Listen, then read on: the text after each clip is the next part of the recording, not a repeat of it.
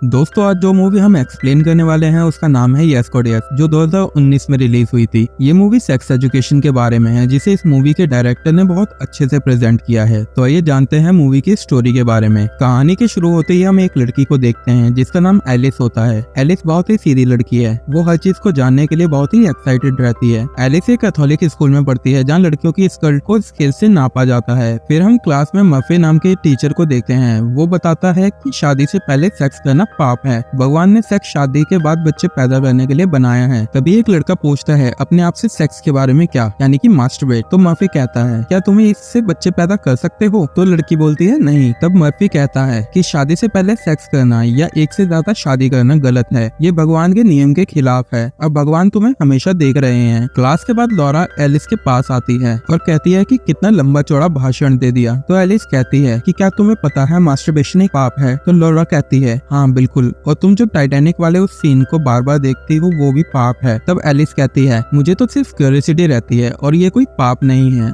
उसके बाद एलिस घर आ जाती है और कंप्यूटर में चैट ओपन करती है। तभी उसे हैरी नाम के एक लड़के का मैसेज आता है। वह उस मैसेज को ओपन करती है। उसमें सेक्स के दौरान ली गई कुछ फोटोज थी जिन्हें देखकर एलिस एकदम से स्क्रीन बंद कर देती है। लेकिन एलिस को जानने की इच्छा होती है तो वह फोटोज देखने लगती है। तभी उस लड़के का एक और मैसेज आता है। उसमें लिखा था ASL, लेकिन इसका मीनिंग एलिस को नहीं पता था। वो उस लड़के से मीनिंग पूछती है तो वो लड़का लिखता है एज, सेक्स, लोकेशन। तब एलिस उसे रिप्लाई करती है। फिर वो लड़का एलिस से फोटोज मांगता है तो एलिस उसे अपने फ्रेंड की फोटो भेज देती है। वो लड़का कहता है तुम बहुत सुंदर हो और वो एलिस से चैट करता है। वो एलिस को एक और अडल्ट फोटो भेजता है और कहता है आर यू टचिंग योरसेल्फ? तब एलिस की क्यूरियोसिटी और बढ़ जाती है और वो अपनी स्कर्ट में हाथ डालती है तो उसे बहुत अजीब लगता है। तभी एलिस की मॉम की आवाज आती है और वो कंप्यूटर बंद करके चली जाती है। फिर अगले दिन एलिस और लॉरा स्कूल की कैंटीन में लंच कर रही थी। तभी उनके पास एक लड़की आती है। वो एलिस से कहती है कि मुझे यकीन नहीं होता तुमने लॉरा की पार्टी में वेट कट सैलेड टोस्ट किया है। ये सुनकर लॉरा भी हैरान हो जाती है और एलिस से कहती है क्या तुमने सच में मेरी पार्टी में वेट कट सैलेड टोस्ट किया है? तो एलिस कहती है नहीं, मुझे तो इसका मीनिंग भी नहीं पता। दोस्तों मैं आपको कुछ देर में बताता हूँ कि इसका मीनिंग क्या होता है।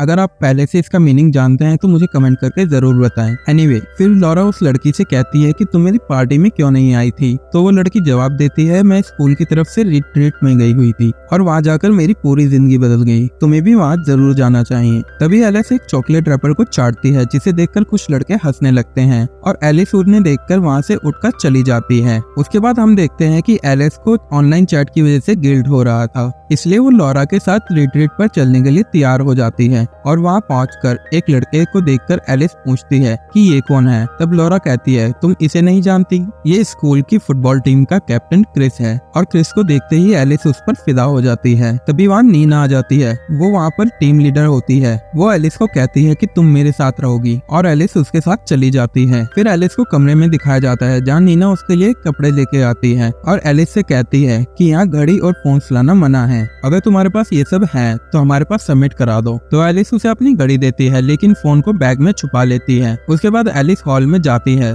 जहाँ मर्फी उन्हें छोटे छोटे ग्रुप में बांट देते हैं। एलिस का ग्रुप लीडर क्रिस होता है, इसलिए वो बहुत खुश थी। फिर सबके ग्रुप सेट होने के बाद मर्फी कहता है यहाँ तुम सबको गॉड ने बुलाया है, यहाँ तुम्हें काफी यूनिक एक्सपीरियंस होने वाले हैं जिससे तुम्हारा और गॉड का रिश्ता बहुत मजबूत होगा। फिर वो सबको एक फॉर्म बांटता है जिसमें फीलिंग्स लिखी होती हैं। वो कहता है कि आज तक तुमने जो भी फीलिंग्स महसूस की हैं उन पर टिक कर दो। उसके बाद एलिस फॉर्म को फिल करती है और टर्न ऑन पर टिक करती है, लेकिन बाद में वो उसे मिटाने की कोशिश करती है पर वो इरेज नहीं हो रहा था तो वह उसे पेंसिल से काट देती है और फॉर्म सबमिट कर देती है। उसके बाद नीना एक स्पीच देती है। वो कहती है कि मेरी पूरी फैमिली मुझे इग्नोर करती थी, जैसे मैं उनके लिए हूँ ही नहीं, पर फिर मुझे यहाँ आने का मौका मिला और मुझे पता चला कि मैं अकेली नहीं हूँ, गॉड मेरे साथ हैं और तब मुझे मन की शांति मिली। ये सुनकर सभी इमोशनल हो जाते हैं। उसके बाद रात को एलिस अपने फोन में गेम खेल रही होती है। तब उसका फोन वाइब्रेट होता है तो वह उसे अपने दोनों पैरों के बीच में दबा लेती है जिससे उसे अजीब सा फील होता है। अगले दिन सभी लोग जंगल में लकड़ियां लेने जाते हैं और वहाँ पर भी एलिस बार बार क्रिस को ही देख रही थी। तभी एक लड़की गिरती है लेकिन क्रिस उसे संभाल लेता है और ये देखकर एलिस भी गिरने का नाटक करती है। तब क्रिस उसके पास आता है और उससे अपनी गोद में उठाकर नर्स के पास ले जाता है। उसके बाद हम देखते हैं कि एलिस अपने कमरे में होती है। तभी वहाँ नीना उससे मिलने आती है लेकिन एलिस का फोन तभी वाइब्रेट हो जाता है। नीना फोन देखकर एलिस से कहती है तुमने मुझसे झूठ बोला और वह ये बात मर्फी को जाकर बता देती है। फिर मर्फी एलिस को बुलाता है और कहता है हमने यहाँ रहने के लिए कुछ नियम बनाए हैं, लेकिन तुमने उस नियमों को तोड़ा है, इसलिए तुम्हें सजा मिलेगी। और वो एलिस को पूरा कैंप साफ करने की सजा देता है। फिर एलिस फ्लोर क्लीन करती हुई मर्फी के रूम के पास जाती है, जहाँ उसे कंप्यूटर दिखता है। वो आसपास देखती है और कंप्यूटर में चैट ओपन करके लोगों से सैलेड टॉसिंग का मतलब पूछती है, लेकिन सभी लोग उसे अलग अलग जवाब देते हैं। तभी उसे किसी के आने की आहट होती है और वो स्क्रीन ऑफ करके वहाँ से चली जाती है। फिर रात में मर्फी सभी को इकट्ठा कर उनके घर से आए हुए लेटर्स को पढ़ता है, जिससे सभी इमोशनल हो जाते हैं। अगले दिन क्रिस अपने ग्रुप को एक जगह बिठाता है और कहता है सबके मन में किसी न किसी तरह का गिल्ट होता है और मैं चाहता हूँ कि आज तुम इस गिल्ट को बाहर निकाल दो, इससे तुम्हें बहुत शांति मिलेगी। तब सब अपनी स्टोरी बताते हैं। एक लड़का कहता है कुछ टाइम पहले मेरे ब्रेकअप हो गया था, मुझे ऐसा दिखाना पड़ा कि मुझे कोई फर्क नहीं पड़ा, लेकिन सच तो यह है मैं अंदर से टूट गया हूँ। फिर एक लड़की कहती है कि कुछ टाइम पहले मेरी दादी माँ की डेथ हो गई थी और मैं उन्हें आखिरी बार देख भी नहीं पाई। फिर एलिस की बारी आती है, लेकिन उसके पास कोई स्टोरी नहीं होती, इसलिए वह झूठ बोलती है कि कुछ दिन पहले मेरे डॉग की मौत हो गई थी, मगर बाद में पता चला कि हमारे पड़ोसी ने उसे जहर दिया था। यह सुनकर एक लड़की बहुत जोर से रोने लगती है। उसके बाद सभी कैंटीन में खाना खा रहे थे, तभी मर्फी वहाँ आता है और वो सभी से पूछता है कि किसने मेरे कंप्यूटर से अडल्ट चैट किया है, लेकिन कोई जवाब नहीं देता। तो मर्फी कहता है कि मुझे ये तो नहीं पता कि ये काम किसने किया है, लेकिन गॉड सब देख रहा है। यह सुनकर एलिस डर जाती है, लेकिन वो किसी को कुछ नहीं बताती। उसके बाद मर्फी एक एक करके सभी को अपने पास बुलाकर सवाल करता है और एलिस की बारी आने पर वह एलिस से कहता है कि तुम्हारा गॉड के साथ कैसा रिलेशन है। एलिस कहती है मेरा रिलेशन अच्छा है। मर्फी कहता है तो तुमने फॉर्म में टर्न ऑन का टिक क्यों किया था। एलिस कहती है मैं पहले ऐसा महसूस करती थी। जिस पर मर्फी पूछता है क्या तुम अब भी ऐसा कुछ महसूस करती हो। वो कहती है नहीं। उसके बाद एलिस नीना के साथ कैंटीन में बैठी होती है, तब वहाँ एक लड़का आता है और नीना से कहता है लीडर मीटिंग शुरू होने वाली है और नीना उसके साथ चली जाती है। उसके बाद एलिस सफाई कर रही थी, तब वहाँ वैड आता है और कचरा नीचे गिरा देता है। तो एलिस उससे कहती है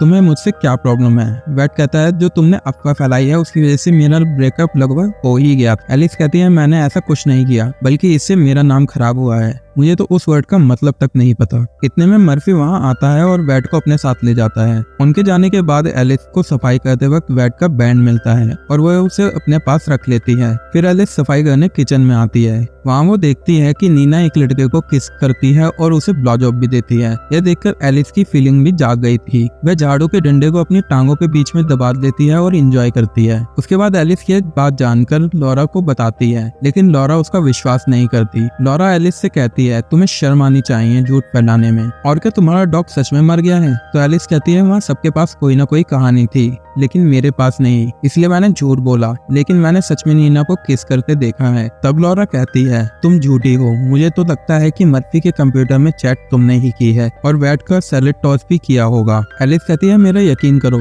ऐसा कुछ नहीं है, लेकिन लॉरा उसे इग्नोर करके वहाँ से चली जाती है। उसके बाद एलिस को किचन में दिखाते हैं, जहाँ उसे आइडिया आता है और वो वैड के बैंड को मर्फी के कंप्यूटर के पास रखकर छुप जाती है। तभी मर्फी वहाँ आकर कंप्यूटर ऑन करता है और अडल्ट वीडियो प्ले करके मास्टरबेट करता है। ये देखकर एलिस भी हैरान हो जाती है। उसके बाद एलिस वहाँ से बाहर आ जाती है और क्रिस से मिलती है। क्रिस उसे परेशान देखकर कहता है कि क्या तुम बात करना चाहती हो, और वो दोनों बेंच पर बैठकर बात करने लगते हैं। तभी अचानक एलिस क्रिस को किस करने लगती है और क्रिस भी उसे किस करता है, लेकिन फिर वो खुद को संभालता हुआ रुक जाता है और उससे कहता है ये सब गलत है। इतना कहकर वो वहाँ से भाग जाता है। उसके बाद रात में सभी बॉनफायर एंजॉय कर रहे थे, तब एलिस वहाँ से उठकर चली जाती है। वो ये सोचकर परेशान थी कि लोग जैसे दिखते हैं वैसे होते नहीं हैं। सब लोग अपना असली चेहरा दुनिया से छुपाते हैं, और चलते चलते वो एक बार में पहुंच जाती है। फिर वो वहाँ एक ड्रिंक ऑर्डर करती है। एलिस के साथ एक लेडी बैठी हुई थी जिनका नाम जीना था। वो एलिस से कहती है क्या तुम रिट्रीट पर आई हो। तो एलिस कहती है नहीं, लेकिन जीना उसकी ड्रेस देखकर समझ जाती है कि एलिस झूठ बोल रही है। जीना एलिस से कहती है कि मैं भी पहले कैथोलिक थी,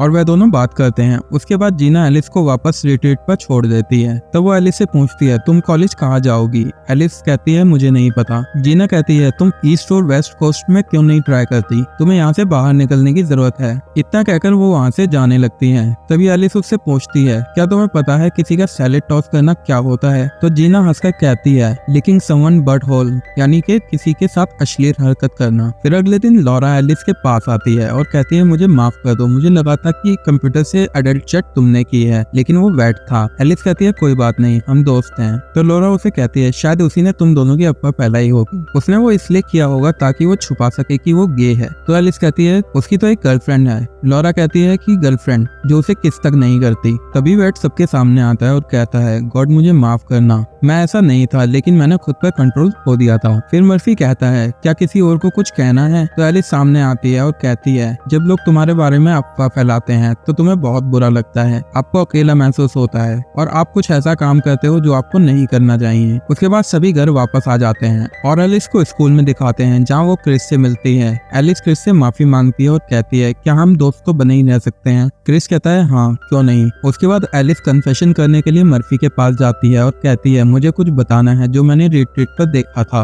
वो कहती है मैंने एक वीडियो देखी थी जिसमें दो लोग सेक्स कर रहे थे, वो एक कार में थे। मर्फी समझ जाता है एलिस किस वीडियो की बात कर रही है। दरअसल ये वही वीडियो थी जिसे मर्फी देखकर मास्टरबेट कर रहा था। वो कहता है यह तुम्हारे और गॉड के बीच की बात है। उसके बाद एलिस घर वापस आ जाती है और टाइटैनिक वाले इंटीमेट सीन को रिवाइंड करके देखती है और अपनी स्कर्ट में हाथ डालती है, लेकिन इस बार उसे कोई भी गिल्ट नहीं हो रहा था। इसी के साथ ये मूवी यहीं पर खत्म हो जाती है। Thanks for watching.